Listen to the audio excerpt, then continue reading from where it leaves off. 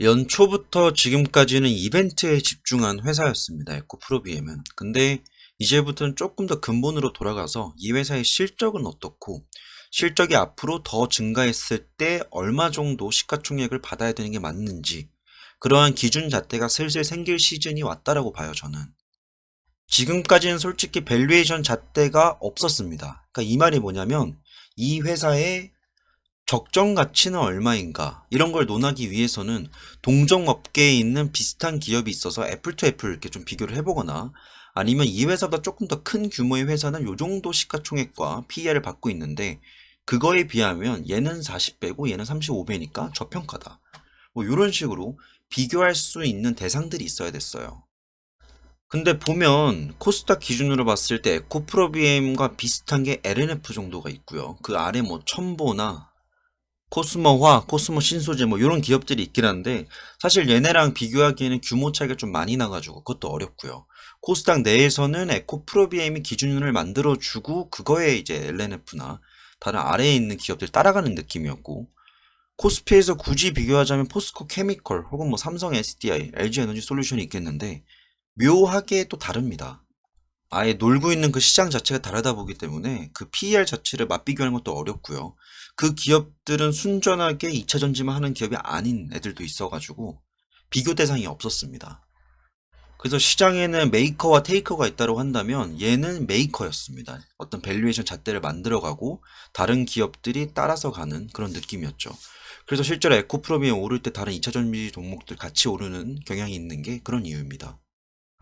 이런 이유 말고도 사실 얘가 단순하게 뭐 매출액 증가율이 10%에서 30% 이렇게 일반적인 기업 상승률처럼 나오면 모르겠는데, 초고성장 기업이었기 때문에 20년도 21년 넘어갈 때 2배가량 상승을 했고, 21년도 22년도 갈 때 지금 아직 전망치긴 하지만 대략 4배 정도 매출액 증가하고 뭐 이익들도 다 비슷하게 증가했으니까, 이게 기준을 잡는다 하더라도 얘의 적정 주가는 얼마인가를 계산하는 게 어려운 거죠. 그래서 대부분의 고프로비엔 리포트를 보면요, 목표 주가를 설정을 하는데 PER 밸류에이션으로 정확히 얘는 요 정도 기준 받는 게 맞다, 동종업계 대비 요 정도 밸류에이션이 맞다, 이런 게 별로 안 나와요, 그런 내용들이.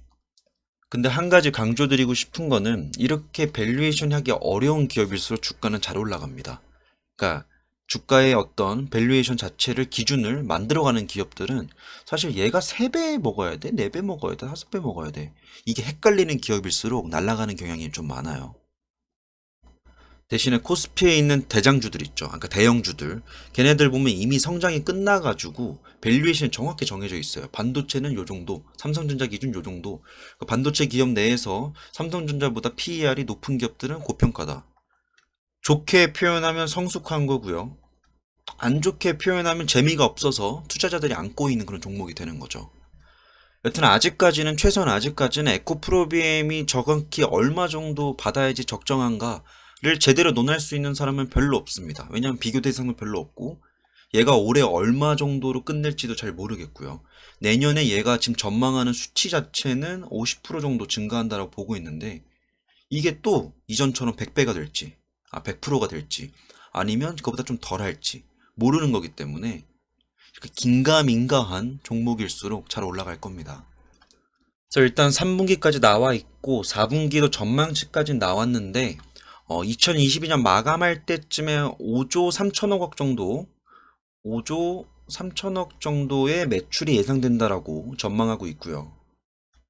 여기서 영업이익 4천억, 어마무시하죠. 그리고 순이익이 한 3천억 정도 남는다라고 전망하고 있습니다. 그런데 여기서 조금 자세히 봐야 되는 거는, 웬만한 일반적인 기업들이 그런 게 수주잔고가 연말로 쌓여 있는 경우가 많아요. 연초에 계약을 해놓고 이걸 연말까지 분할로 때려서 받는 기업들이 있습니다. 그러니까 선수금을 받는 게 아니라 첫 번째 3달 얼마, 그리고 그 다음 연도 얼마, 이런 식으로 해가지고 연말로 이렇게 수주잔고를 쌓아놓고 돈을 받아오는 경우가 있어요. 그러다 보니까 연말에 인식되는, 회계적으로 인식되는 매출액이 좀 더 커지는 경향이 있습니다. 근데 에코 프로비엠도 이렇게 딱 놓고 보면 그런 게 보여요. 1분기 때 21년도 1분기만 해도 263, 310, 그러니까 이게 2630억입니다. 263, 310, 408, 504. 연말이 될수록 좀 증가하는 모습을 보입니다. 그래서 지금 예상되고 있는 수치보다 저는 조금 더 증가해서 나올 거라 보고요. 그래서 지금 전망하고 있는 거, 요 추산치가 5조 3천억인데, 이거를 얘네를 단순 계산해 보면 3, 4, 그리고 4, 5 하고 5, 1이잖아요. 그러니까 제가 봤을 때는 이게 1조 8천억 정도가 아니라 조금 더 많이 받을 수도 있다는 생각이 들어요. 그래서 이게 만약에 뭐 2조 가까이 정도 받는다라고 하면 지금 얘네가 전망하고 있는 것보다 조금 더 증가해서 어닝 서프라이즈 나올 수 있습니다. 근데 물론 얘가 뭐 5조 3천억을 내든 아니면 5조 1천억을 내든 5조 5천억을 내든 일단 이거 증가율 자체가 엄청나게 많이 이미 증가한 수치이기 때문에 이미 만들어 놓은 그 수주액 가지고만 계산해도 이만큼 나온 거기 때문에 크게 상관은 없긴 해요. 이 증권사들에서 예상하는 수치가 조금 덜 나오든 더 나오든 그게 엄청난 쇼크는, 그러니까 엄청난 서프라이즈 주진 않지만 그래도 이 회사가 올해 마감했을 때 단순하게 산술적으로 여기서 곱하기 4 했을 때 딱 5,600으로, 그러니까 5조 6천억으로 떨어지는 거랑 5조 6천보다 아래여가지고 4배는 조금 안 되는 거랑 기분상 좀 다르니까. 근데 이건 좀 여담이긴 한데 사실 매출액만 제가 이렇게 놓고 봤는데 원래 재무제표 볼 때 매출액보다 더 중요한 게요. 영업이익과 순이익입니다. 얘가 예를 들어서 매출액은 1조 만드는 기업이 있어요. 그리고 이 옆에 있는 기업은 매출액이 한 5천억입니다. 근데 1조 만드는 기업은 영업이익 뭐 세전 비용 다 떼고 나서 순이익 남는 거 보니까 한 1,000억 남아요. 근데 얘는요 1,200억 남아요. 그러면 분명히 매출액이 얘가 더 큰데도 이 기업이 더 운영을 잘하고 있는 겁니다. 얘는 지금은 이 규모 자체는 작지만 이거의 규모의 경제를 달성했을 때 훨씬 더 많은 돈을 벌어갈 수 있는 기업이라는 거예요. 이게 ROE가 높은 기업들이 그래서 유망하게 보는 건데 매출액 대비 이익을 많이 남겨놓을수록 그 사업을 잘하고 있다는 겁니다. 매출액은 높은데 이익이 거의 없거나 적자인 기업들도 물론 되게 많아요. 그런 기업 같은 경우에는 그냥 남 좋으라고 장사하고 있는 거죠. 근데 ROE가 높은 기업들을 보면 특징적으로 매출액 대비 뽑아내는 이익이 많다는 거는 얘들이 팔고 있는 재화 자체가 시장에서 경쟁력이 있고 이걸 가지고 사가는 사람들이 서로 야 이거 깎아줘 이런 쇼부를 못 친다라는 거예요. 물건이 좋으니까. 얘네도 보면 2020년까지만 하더라도 11.5%였어요. 무난한 겁니다. 코스피에 있는 많은 성장이 완료되어 있는 기업들 보면 10%만 돼도 굉장히 잘하는 거고요. 15%만 되면 엄청난 기업인 겁니다. 삼성전자가 한창 잘 나갈 때 15에서 20% 찍었었어요. 근데 지금은 아마 8%에서 13% 왔다 갔다 할 거예요. 이것만 봐도 ROE는 일단 10% 이상이면 굉장히 좋은 거고 20% 이상이면 미친 겁니다. 물론 종종 코스닥 기업 중에서 막 ROE가 50% 이렇게 되는 기업들이 있어요. 근데 그건 잠깐 반짝하고 다시 내려옵니다. 여튼 이 기업이 매출액이 어느 정도 커져가고 이익 규모도 달성이 되고 안정적으로 이렇게 수익처를 만들어 놓고 장사를 하다 보면 이게 조금씩 내려올 수밖에 없어요. 결국에는 안정되어 있다는 거는 더 많은 어떤 자극적인 매출과 이익을 만들어내기 어렵다는 거고 매출 대비 이익의 퍼센티지는 약간 고정될 수 있습니다. 그래서 향후 관전 포인트는 이 ROE가 유지가 되는가 또 잘 봐야 돼요. 매출액이 나중에 뭐 예를 들어서 정말 예를 들어서 뭐 10조, 20조, 30조 됐을 때 이익률이 그만큼 더 증가하지 않는다라고 하면 ROE는 떨어집니다. 나중에 이거는 지금 당장 얘기는 아니고요. 제가 볼 때는 24년도, 25년도는 돼야 될 것 같아요. 그때 돼서 ROE가 어떻게 움직이고 있는가, 어떤 수치로 변하고 있는가, 이거에 따라서 겉으로 보이는 것과 다르게 회사의 이익성이 폭발적으로 늘어나는가 혹은 좀 잠잠해지는가 이거를 미리 좀 경계 시그널로 볼 수 있습니다. 그리고 경쟁사 밸류에이션 비교하는 자료가 있는데 이것도 좀 공유를 드리면 아까 말씀드렸다시피 코스닥에서 비교할 만한 기업은 LNF이고요. 그리고 코스피에서 비교할 만한 기업은 포스코 케미컬이다. 요즘 핫하죠, 포스코 케미컬. 근데 요 기업들은 조금 비교하기 어려운 게 사실 우리나라가 코리아 디스카운트를 되게 세게 받고 있는 나라예요. 그러다 보니까 이 중국 기업이든 아니면 해외 기업이랑 비교하는 게 그 나라의 특성도 맞춰야 되고 그 나라가 받고 있는 글로벌 밸류에이션 기준 자체가 다르기 때문에 저는 그냥 얘네 비교하는 것보다는 차라리 국내만 좀 비교를 잘하자 라고 했을 때 LNF랑 포스코 케미컬 두 개 봐야 된다 생각을 하는데, LNF 같은 경우에는 에코프로비엠 따라가야 되는 입장이어가지고 에코프로비엠이 LNF를 참고하는 건 좀 무리가 있고요. 포스코 케미컬 시장도 다르고 이게 순전히 2차 전지에서 나오는 수익성만 인식하는 게 아니기 때문에 이것도 애매하지만, 뭐 이렇게 보면 이렇게 볼 필요가 없을 것 같은데, 그래도 보자면 일단 지금 시가총액 자체도 포스코 케미컬 크고요. PER도 큽니다. 근데 이게 그럴 수밖에 없는 게, 저는 놀고 있는 시장의 차이라고 봐요. 그러니까 코스피 같은 경우는 패시브 자금들이 되게 많이 들어옵니다. 그러니까 외국인들이 국내에 투자한다 했을 때 사실 삼성이나 하이닉스나 이런 대기업들 보고 투자를 하잖아요. 우리가 미장 투자할 때 애플 보고 마이크로소프트 보고 테슬라 보고 거기서 투자하다 남은 짜투리도 다른 종목도 사는 것처럼 외인들도 그렇습니다. 외인 기준에서 패시브 자금이 들어올 때 대부분이 코스피로 먼저 가요. 그러다 보니까 물 자체가 양이 좀 많이 들어오는 거죠. 그래서 저는 PER 자체가 포스코 케미칼이 에코프로비엠보다 훨씬 더 많은 돈을 벌고 있지는 않지만 시가총액은 앞서가고 있습니다. 근데 이게 꼭 PER이 포스코 케미칼 에코프로비엠보다 높다라고 해가지고 포스코 케미칼이 고평가되어 있다라고 꼭 보기는 어려운데, 엔터프라이즈 밸류 EV 에비타 기준으로 보면 시장이 다르다라는 걸 좀 제쳐놓고 보더라도 에코프로비엠에 비해서 포스코 케미칼이 좀 고평가되어 있는 게 맞고, 포스코 케미칼과 에코프로비엠이 만약에 같은 시장에 있다라면 사실 에코프로비엠이 조금 더 매수 포인트가 많은 종목이다라고 볼 수 있습니다. 근데 포스코 케미칼에 갑자기 뜬금없이 코스피에서 코스닥가 넘어올 경우는 없기 때문에, 만약에 에코프로비엠이 코스피로 이전 상장한다면 둘 간의 어떤 비교는 굉장히 쉬워질 거고요. 둘을 비교했을 때 어떤 종목이 더 저평가인지 이런 건 좀 보기 편할 겁니다. 근데 여튼 이러한 맹점이 있기 때문에 이 자료는 사실 중요하기도 하고 안 중요하기도 합니다. 근데 LNF를 기준으로 봤을 때 지금 보면 PER이 더 낮기 때문에 LNF가 더 싸다라고 볼 수 있는 건데, 사실 그렇지도 않아요. 에코프로비엠이 지금 1대장이고 매출액과 영업이익 이거를 딱 떼놓고 보면요, LNF가 에코프로비엠보다 한 1년 정도 후행하는 모습을 좀 보입니다. 그러니까 에코프로비엠 지금 구조를 다 갖춰놓은 상태인데 LNF는 과거 한 1년 전쯤에 에코프로비엠 모습, 2021년 한 2분기, 3분기 넘어갈 때의 모습을 정도 보이고 있거든요. 하여튼 그렇습니다. 뭐 포스코 케미칼에는 시장도 다르고 만들어내는 이익 안에서의 순수하게 2차 전지만 비교한다면 사실 비슷비슷해요. 밸류에이션은. 근데 LNF는 얘를 따라가는 입장이기 때문에 1대장이 부대장을 보고 따라하진 않잖아요. 부대장이 대장을 따라해야지. 하여튼 PER 밸류에이션을 제가 사실 PER에 의존하진 않지만 오히려 PER보다 더 많이 보는 게 EV에 따른 ROE거든요. ROE 같은 경우 수치를 세분화해가지고 이 기업의 순전한 어떤 부채 상태나 이런 걸 제외하고 나서 회사의 가치를 평가할 수 있어요. 근데 PER은 그러한 맹점들을 다 커버하지 못하기 때문에 좀 단점이 있긴 하지만 그래도 편하게 보기에는 PER이 좋습니다. 낮으면 좋다. 낮으면 좋은데 그게 뭐 전반의 보편적인 기준이 아니라 동종업계 내비. 하여튼 12개월 선행 PER 밴드 차트가 있는데, 이거는 미리 앞서서 얘가 어느 정도의 밸류에이션 받을 수 있을 것인가, 20배, 30배, 40배, 50배, 60배. 지금 기준을 따지면 기존에 받아왔었던, 상승 국면에서 받아왔었던 그런 밸류에이션보다는 저평가 국면이다. 그래서 지금은 적정가 근처에 와 있다 라고 보는 거죠. 저는 개인적으로 에코프로비엠의 현 주가는 최근에 반등이 나오긴 했지만 적정 주가 이하에 있다고 봅니다. 저평가되어 있다고 봐요. 그리고 EV 에비타 선행 밴드 차트 기준으로도 지금 저평가에 있다라고 봐요. 근데 이게 되게 중요한 건 뭐냐면요.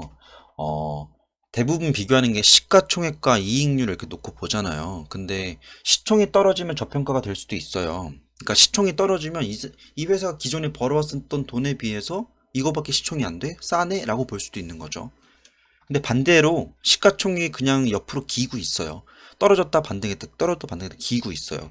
근데 그 와중에 이익이 확 증가를 하거나 아니면 이익 전망치가 더 높이 상향되거나 그 높이 상향된 것보다 훨씬 더 많은 이익을 만들어낸다면 그때도 저평가됐다라고 할 수 있는 겁니다. 혹은 정말 가장 긍정적인 상황인데 시총도 늘어요. 주가가 막 오르면 시총도 느는데, 얘가 만약에 뭐 예를 들어서 10만 원에서 한 15만 원까지 올랐어요. 그럼 50% 증가한 거죠. 근데 이익은 이것보다 훨씬 더 많이 증가한 겁니다. 그러면 그때도 저평가가 될 수 있어요. 주가가 올랐는데도 저평가로 볼 수도 있는 겁니다.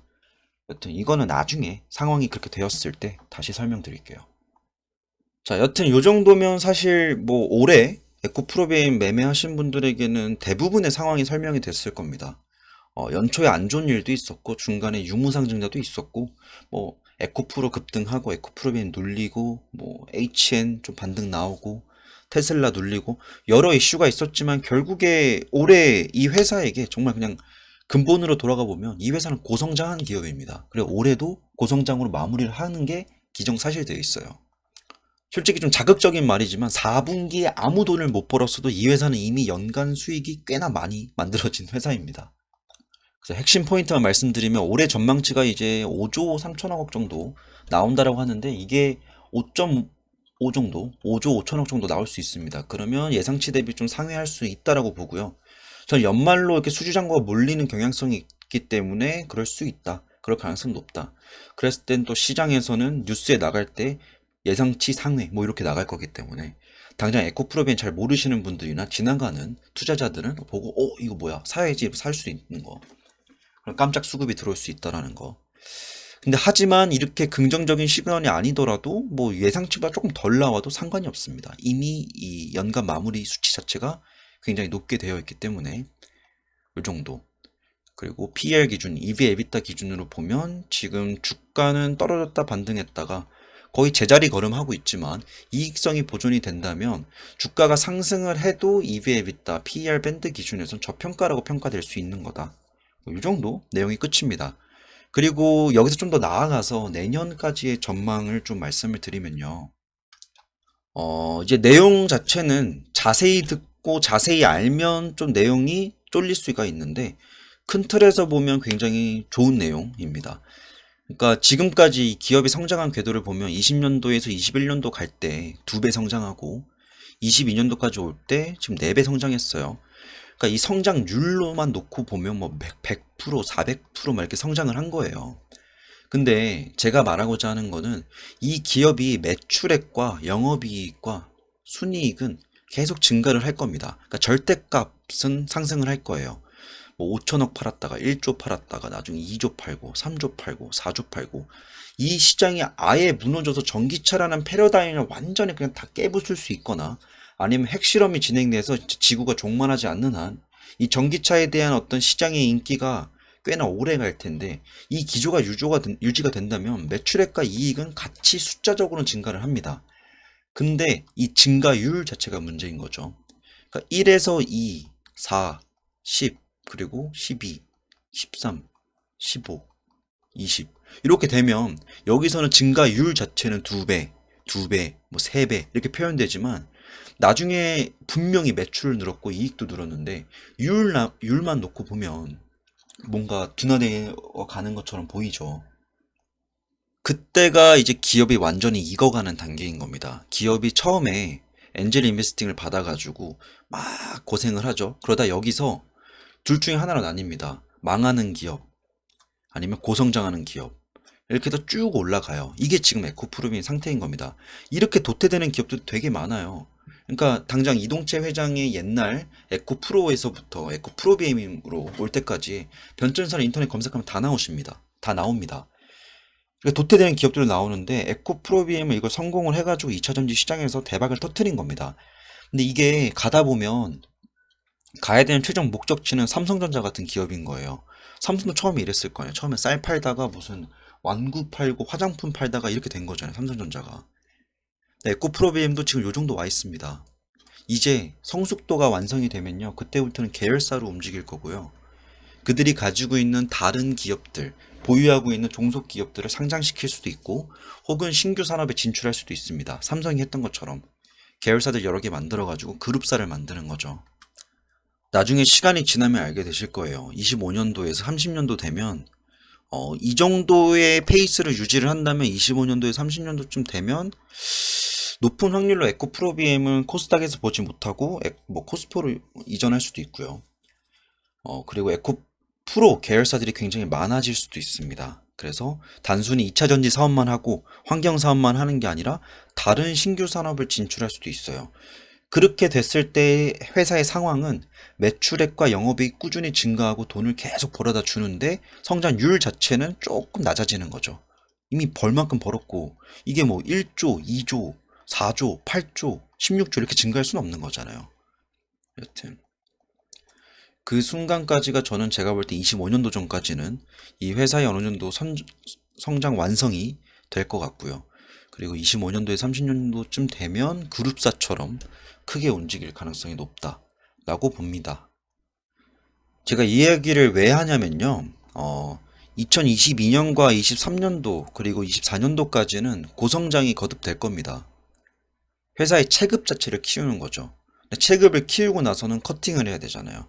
그런 과정이 오기 전까지 올해와 내년과 내후년, 많으면 24년도까지고 일단 올해와 내년까지는 이 회사는 고성장을 할 거고요. 그 고성장을 하는 걸 지켜보는 게 굉장히 짜릿할 겁니다. 그러니까 10% 증가 이런 게 아니라 막 2배 증가, 3배 증가 이런 게 정말 보기 좋잖아요. 이렇게 짜릿한 순간은 올해와 내년입니다. 그리고 그 뒤로 갈수록 더욱더 이벤트에 집중하기보다는 회사의 실적과 펀더멘털이 더 중요해지는 기업이 될 겁니다. 저는 제가 전망하기로는 2023년도쯤 되면요. 이 회사가 이벤트가 좀 많이 남아있죠. 아직도 공장 더 지어야 되고, 퀘벡에도 있고, 계속 지금 증설하고 있는데, 그 증설을 하는 과정에서 또 신규 사업을 진출할 수도 있는 거고, 아니면 신규 사업 파트너를 만날 수 있는 겁니다. 혹은 지금 같이 일하고 있는 삼성 SDI가 일을 조금 더 벌려가지고, 에코프로비엠한테 일감들을 넘겨줄 수 있는 거예요. 그렇게 되었을 때, 과연 이 회사는 얼마나 성장할 수 있을까? 이게 좀 궁금합니다. 저는 제가 제 머릿속에 들어있는 거의 대부분을 말씀드렸습니다. 일단 오늘의 영상 여기까지고요. 보고 도움이 되셨다면 제가 원래 좋아요 누르는 말 잘 안 하는 거 알죠? 네, 좋아요 눌러주시고 댓글도 남겨주시면 감사하겠습니다. 오늘의 영상 여기까지입니다.